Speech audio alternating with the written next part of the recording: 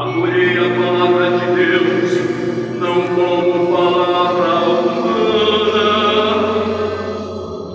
mas como mensagem de Deus, que ela é em verdade. Aleluia. Aleluia. Aleluia.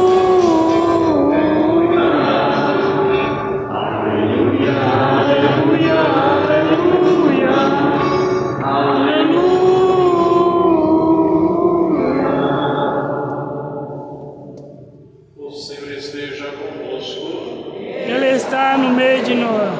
Proclamação do Evangelho de Jesus Cristo segundo São João. Glória a vós, Senhor. Naquele tempo, chegou Jesus a uma cidade da Samaria chamada Sicar, perto do terreno de Jacó, que tinha sido dado ao seu filho José. Era aí que ficava o poço de Jacó. Cansado da viagem, Jesus sentou-se junto ao poço. Era por volta do meio-dia. Chegou a mulher da Samaria para tirar água. Jesus lhe disse: dai-me de beber. Os discípulos tinham ido à cidade para comprar alimentos. A mulher samaritana disse então a Jesus: como é que tu, sendo judeu, pede beber a mim, que sou a mulher samaritana? De fato, os judeus não se dão com os samaritanos. Respondeu-lhe Jesus: se tu conhecesses o dom de Deus, quem é que te pede, dá-me de beber? Tu mesma lhe pedirias a ele, e ele te daria água viva. A mulher disse a Jesus: Senhor, nem sequer tens balde e o poço é fundo. De onde vais tirar água viva? Por acaso és maior que nosso pai Jacó, que nos deu um poço e que nele bebeu, como também seus filhos e seus animais? Respondeu Jesus: todo aquele que bebe desta água terá sede de novo, mas quem beber da água que eu lhe darei, esse nunca mais terá sede. E a água que eu lhe der se tornará nele uma fonte de água viva, que jorra para a vida eterna.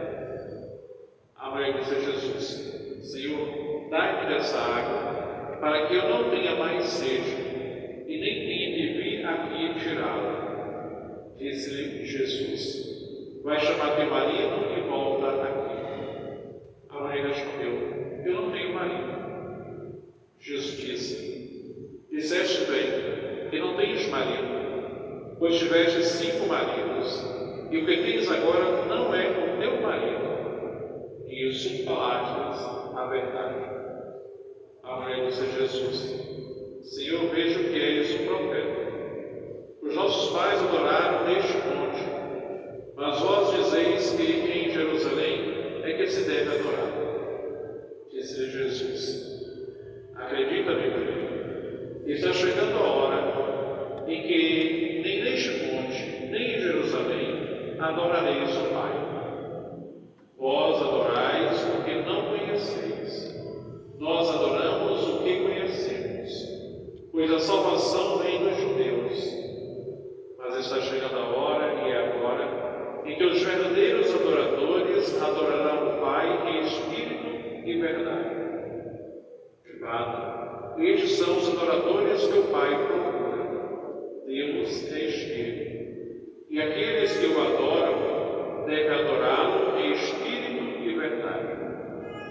A mulher disse a Jesus: sei que o Messias, que se chama Cristo, vai chegar.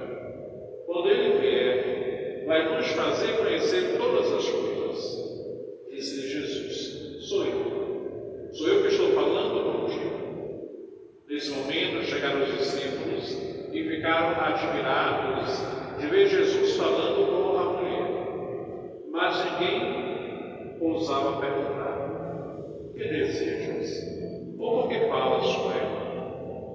Então a mulher deixou o seu cântaro e foi à cidade dizendo ao povo: vinde ver um homem que me disse tudo o que eu fiz.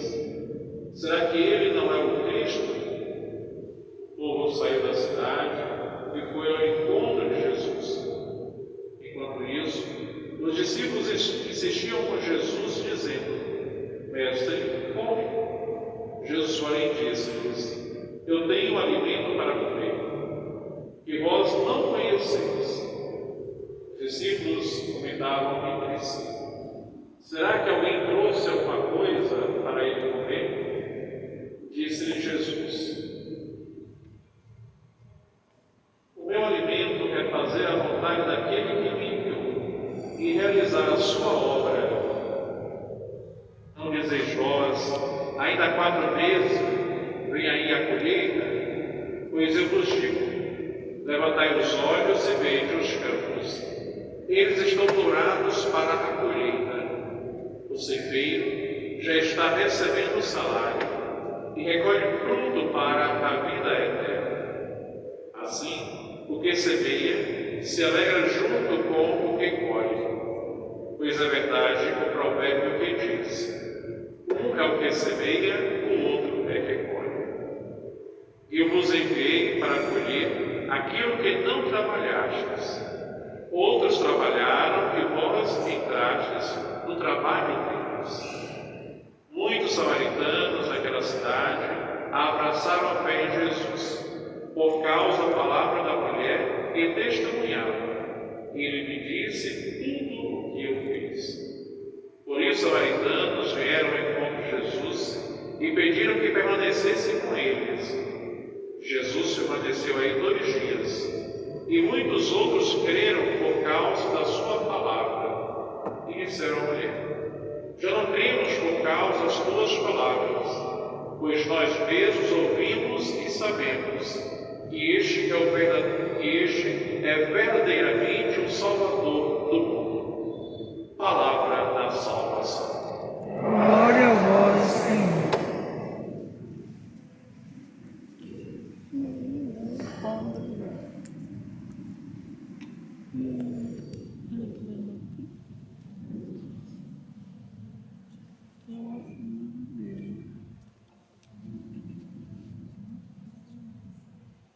Eu te peço desta água que tu tens, é água viva, meu Senhor.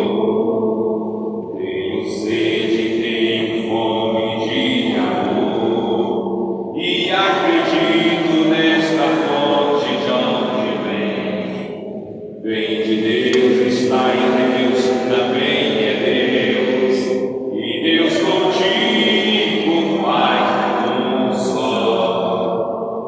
Porém que vim da terra e volta ao pó, quero viver eternamente ao lado teu. És água viva, e todo dia me batizas outra vez, e fazes renascer. Eu quero água desta fonte de onde vem, és água viva,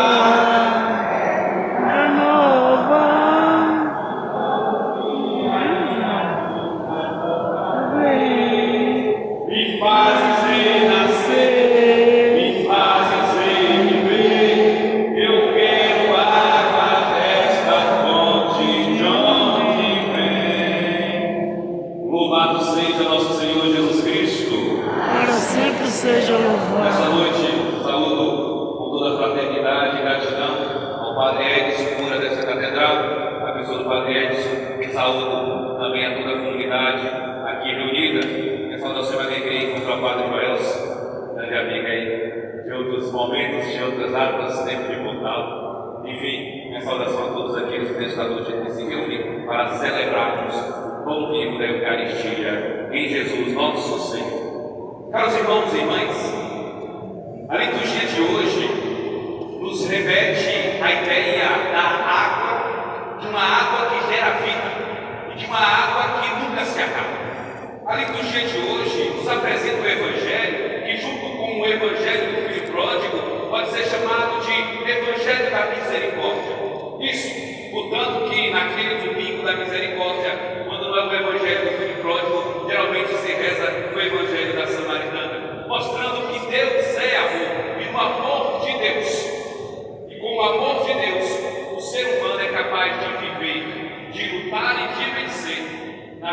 detalhes que a vida lhe dá. A liturgia de hoje nos remete à graça que temos, uma graça chamada batismo, pois a água nos lembra o nosso batismo, a água nos lembra o nosso compromisso com o céu, a água nos lembra a purificação, a água nos lembra a santificação, a água nos lembra a oportunidade, pois um dia foi através da água que o Senhor, com a sua misericórdia, conseguiu com que alguns justos navegassem por ela e deste modo continuasse a história da salvação. Se vocês lembram da leitura do Santo de hoje. Olha, este Evangelho nos coloca diante de Jesus e de uma mulher samaritana, uma mulher que era vista como aqueles que se separaram da promessa, aqueles cujo o Messias não viria mais para eles, porque se afastaram do templo, se afastaram de Jerusalém. Um povo que por muitas vezes eram chamados de cachorrinhos. E aí vem Deus em Jesus e nos mostra que Ele veio para aqueles que estão doentes, que Ele veio salvar aqueles que estavam perdidos, que Ele veio recuperar aqueles que o mundo olhava como que não tinha mais jeito.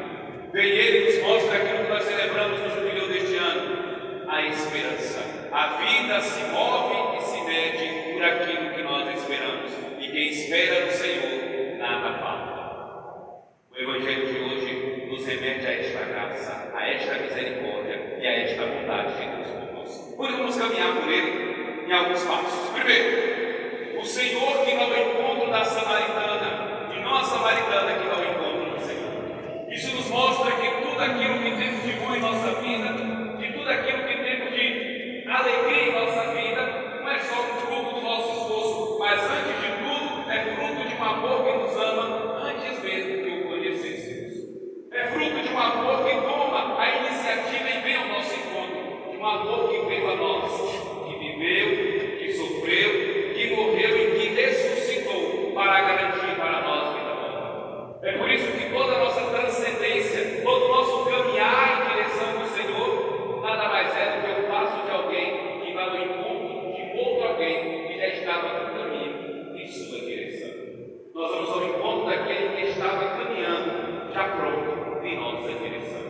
Então hoje, este Evangelho nos mostra que toda a bondade e toda a misericórdia é fruto de Deus. Deus que não nos ama porque merecemos, mas porque somos necessitados. Deus que não nos julga pelos nossos erros, mas que olha em nós e encontra virtudes que os outros muitas vezes não veem. Deus que não fica contando as nossas quedas, mas que fica à nossa disposição para erguer e continuar o caminho.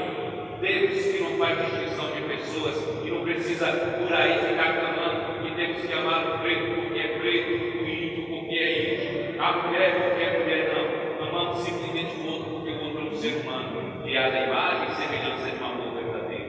Deus que simplesmente nos ama porque não sabe fazer outra coisa do que Ele é e que permanece no seu amor, permanece não só nele, mas Ele também permanece em nós. Então, o primeiro momento de hoje nos mostra um amor que nos procura, um amor que toma a iniciativa e um amor que quer nos salvar. Às vezes eu fico olhando, né? Tem muitas pessoas por aí que ficam procurando um Jesus do ostensório, aquele ostensório que passa, que quer tocar, que quer chorar, e tem muitas pessoas que não conseguem se emocionar quando recebem Jesus na palma da mão, quando coloca no céu da boca e quando comunga. E eu pergunto, a experiência de fé é com Jesus ou a experiência de fé é com o momento? A experiência de fé é com Jesus ou a experiência de fé é com aquele espetáculo religioso? A experiência de fé é com Jesus ou a experiência de fé é apenas com as minhas emoções? E a liturgia de hoje vem nos mostra que às vezes nós não precisamos tocar em Jesus. Às vezes precisamos nos permitir que Jesus toque em nós. E tem aquela música que diz isso, né? Quando Jesus passar, quando Jesus passar, quando Jesus passar, eu quero estar no meu lugar, no meu terreno, jogando as redes sobre a figueira ou a caminhar, buscando água para minha sede, querendo ver meu lugar. Quando Jesus passar, quando Jesus passar, quando Jesus passar, eu quero estar. O profeta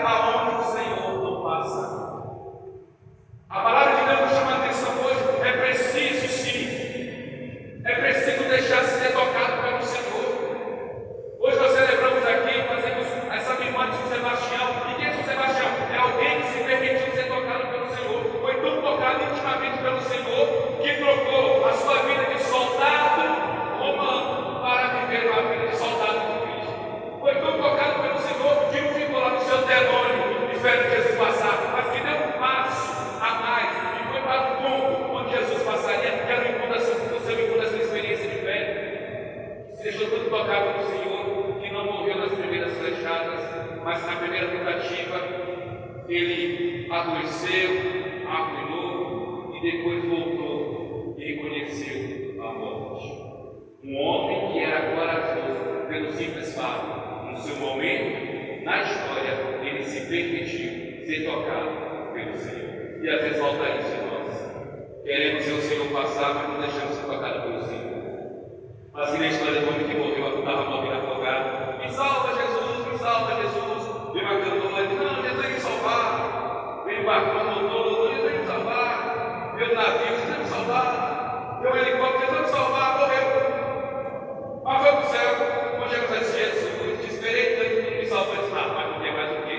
Te mandei uma canoa, um barco, um navio, um helicóptero, ele queria o quê?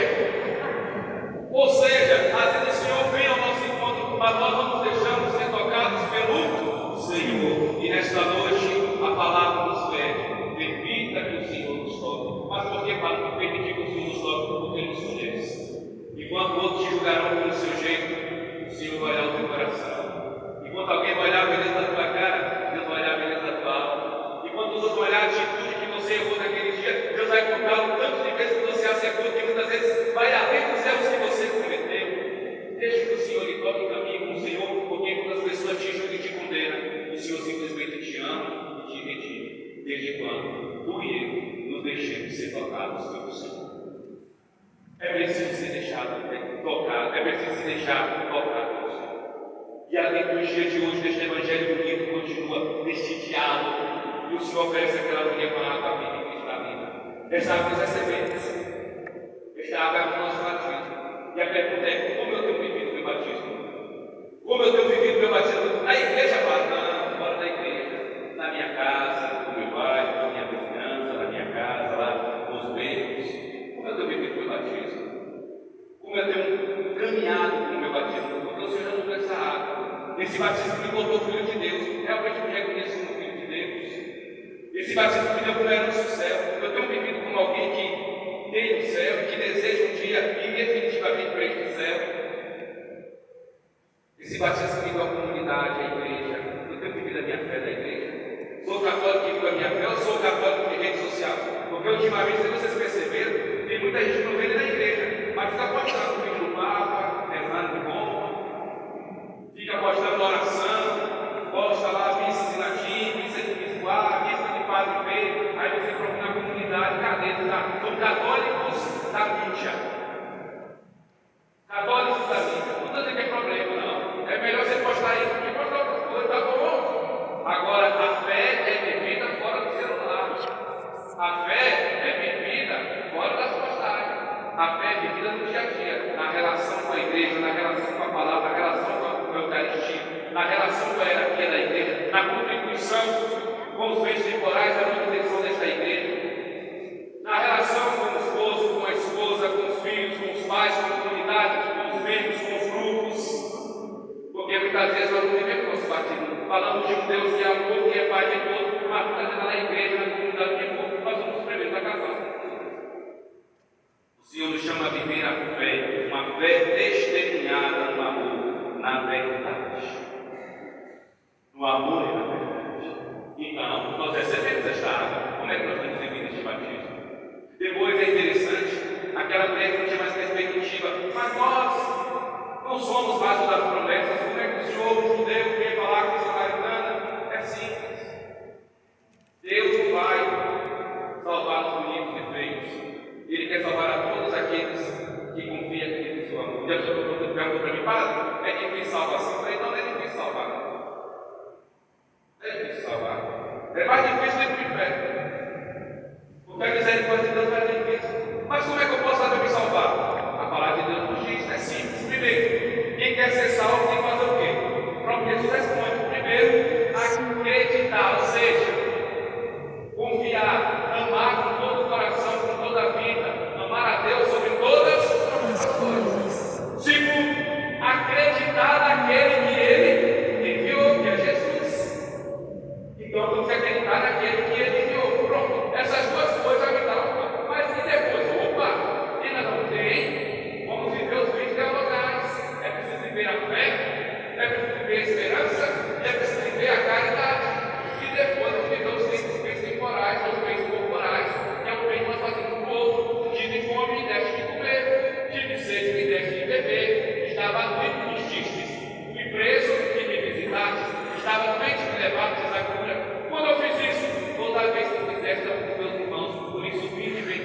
Pai. Ou seja, para estarmos em Cristo, não. Temos que amar a Deus sobre todas as coisas, acreditar naquele que Ele enviou, viver na fé, na esperança e na caridade e ser fraterno com os outros. O problema é que nós somos irmãos, mas preferimos ter atitude de inimigos. Nós somos irmãos, mas preferimos ter atitude de adversários.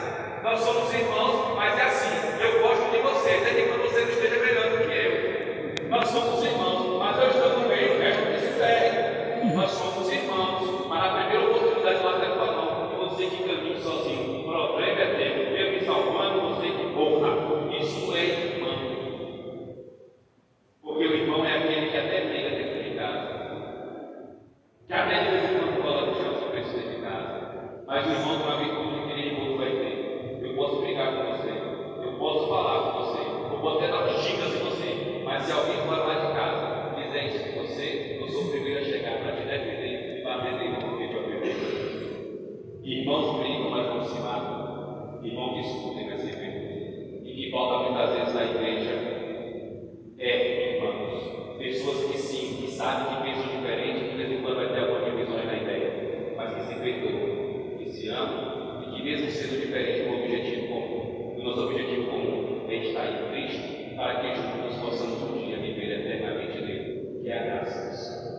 Então, o Evangelho hoje nos mostra que Jesus foi a oportunidade, foi a fraternidade e deu aquela mulher oportunidade do céu. Deu toda a oportunidade do céu, que ele disse tudo aquilo que ela tinha feito e aquilo que ela estava ainda vivendo de forma irregular, ao ponto de chamá-la a viver o caminho certo do arrependimento e de um verdadeiro amor. E aquela mulher que antes era nada menos uma mulher que pegava a cruz, se tornou uma evangelizadora.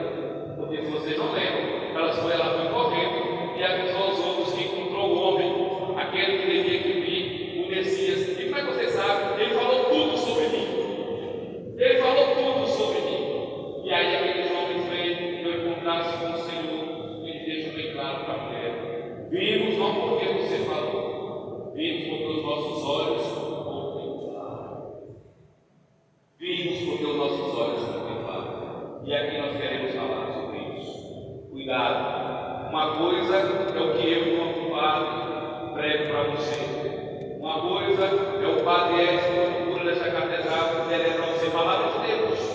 Só que há uma diferença entre a pregação do padre e a minha experiência com Jesus. A experiência não vai ser igual, quer ver uma coisa? Eu e o padre Edson somos padres, o padre Jorge somos padres. Se você perguntar, todos os católicos, família católica, tiveram uma função da igreja, mas como é que vocês não dá para ser padre? Todo mundo igual, eu digo, não. Eu tive experiência, padre Edson tem experiência, padre Jorge tem experiência. Por exemplo, nós temos um padre chamado Silvio Andrei. Ele se tornou padre pelo simples fato que ele morava perto do noviciado e ele queria jogar bola na quadra do noviciado. Mas para jogar bola na quadra do noviciado ele tinha que ser noviço. Ele foi para o seminário. Passou pelo curso lá, foi para o noviciado, jogou bola na quadra do noviciado, já está aí com mais de 20 e tantos anos de padre. E por causa da bola do noviciado dele, sem saber, era caído em Cristo. Eu conheço um padre que se apaixonou uma vez pelo cálice. Eu queria ter um cálice, mas você tem que ser padre. E por causa do cálice, ele entrou e se tornou padre. Hoje é um padre tranquilo, feliz e realizado. E eu, quando disse, não sei do que era o cálice, eu era curioso, eu queria saber onde era o lugar que os padres moravam. E aí, na época, o padre Pedro, o Bartolomeu que nós temos, e foi em Motivo, ainda teve uma passagem de Camacu para Ilhéus, quando o nosso seminário no Vale da Vitória. Eu naquela que eu quero visitar, mas esse negócio de curiosidade matou o gato e pescoeiro. Até eu estou aqui, né? E nessa brincadeira de comida fui padre. Nossa, né? Cada um com a sua experiência, cada um com o seu chamado, cada um com aquilo que permitiu que o Senhor lhe mostrasse, um instrumento diferente que o Senhor ia dar isso. Aqui que eu quero entrar.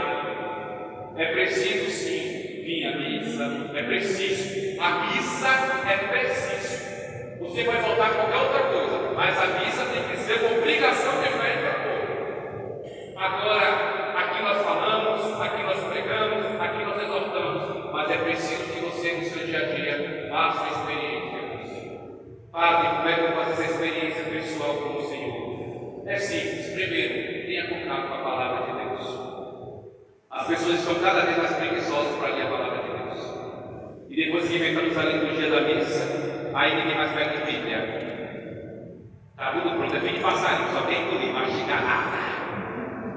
Primeira coisa, voltar com a palavra de Deus. Já começa o dia com sal, já começa o dia com uma reflexão bíblica, já começa o dia com uma citação, porque do jeito que você levanta da cama, você vai continuar o dia todo.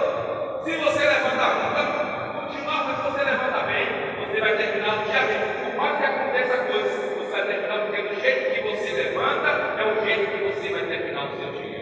Então termine com o coração em Cristo e com a palavra na mão. Ou melhor, comece. Depois, é preciso ter oração pessoal. Faça a sua experiência com o Senhor. Levante e perceba uma coisa. Se você está vivo, foi Deus que lhe concedeu a vida. Se você tem saúde, foi Deus que lhe concedeu a saúde. Se você está movimentando, foi Deus que lhe concedeu. Agradeça, não seja ingrato. Não. Agradeça e reconheça.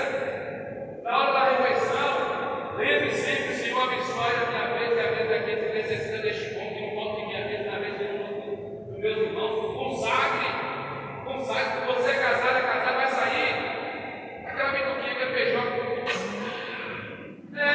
Depois o povo cara passa a vida, vai ficar com medo de beijar a mulher, de beijar o marido. Ali está o amor de Deus, ele tem a experiência de Deus. Quando a mulher tem intimidade com o seu marido, ele tem a experiência de Deus. Meu filho não acordou ainda, eu vou sair cedo. Olha, você abençoa o filho só para dispensar a mãe, pensar pai. Vai lá para cima da cruz, na testa da criança, ou do jovem adolescente que estiver deitadinho. Abençoa, porque depois de Deus não tem bem mais poderoso que a vida do pai e da mãe. Vai lá e abençoe. Vai lá e abençoe. E comece o seu dia com consagração, consagrando a sua relação, consagrando a sua casa, consagrando a sua vida, consagrando os seus filhos. Olha que bonito, em gesto simples, consagrando a sua refeição. Chegou em casa cansado, pode. Todo mundo cansa, quem trabalha cansa. O que é que eu faço? Vai, toma um banho, relaxa, tenta rezar um santo texto, tenta reunir sua família para rezar o santo texto. Mas se eu não consigo reunir, reze você por esse, seja intercessor. Não estou aqui atrás de intercessor de São Jorge, porque São Jorge pode pedir para Deus por você, você pode pedir para os outros. Pede você, reza você, reza você. Faça a sua experiência de fé com o Senhor. Vai dormir, agradeça e peça ao Senhor que lhe dê vida e saúde para amanhã levantar para as lutas e haver com outro jeito diferente. Mas tenha fé, faça a sua experiência consagrada, e aí você vai perceber, no dia que você fizer uma experiência íntima com o Senhor, a missa deixa de ser obrigação e se torna uma necessidade. A Eucaristia se torna algo que você não vai ver distância, você vai ver apenas oportunidade para buscar. E a vida de comunidade, ela tem outro sabor. Sabe por quê? Porque quando nós fazemos a experiência com Jesus, neste momento nós começamos a ignorar toda a maldade dos outros. Quando nós fazemos a nossa experiência com Jesus, neste momento nós começamos a ignorar toda a maldade dos outros. E você é uma mulher católica. Com a experiência com Jesus, padre vem, padre vai, você vai estar lá. Agente pastoral entra e pastoral sai, você vai estar lá. Tem brigas e confusões, você vai estar lá. Tem festa e falta festa, você vai estar lá. Por que você vai estar lá? Porque a minha experiência é com Jesus. Você vai começar a ir para a missa, não é por causa do padre. O padre que vai dar para confessar é Jesus. E aí, para você vai começar a se confessar, não é por causa do padre, é por causa de Jesus. E tudo começa a perder o sentido quando nós nos encontramos com Jesus. Aí nós vamos entender que o discípulo diz: eis que deixamos tudo para te seguir. O que ganharemos? E o Senhor deixa bem claro: ganhará 100 vezes mais tudo, com um pouco de perseguição, mas quem persevera até o fim, receberá a vida eterna. O Senhor não nos prometeu nada mais além do céu.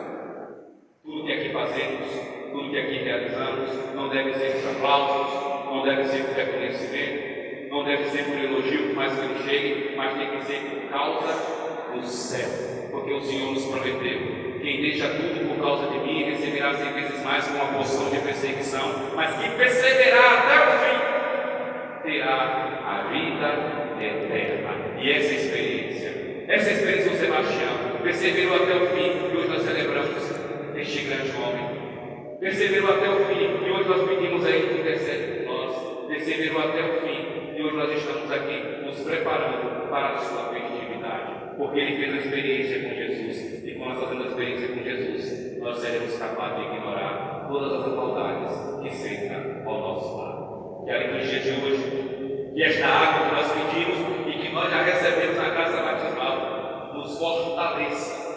nos enriqueça e nos faça ir sempre mais na direção do Senhor, que já está a caminho, porque deseja insistentemente encontrar-se conosco. Assim seja. Amém.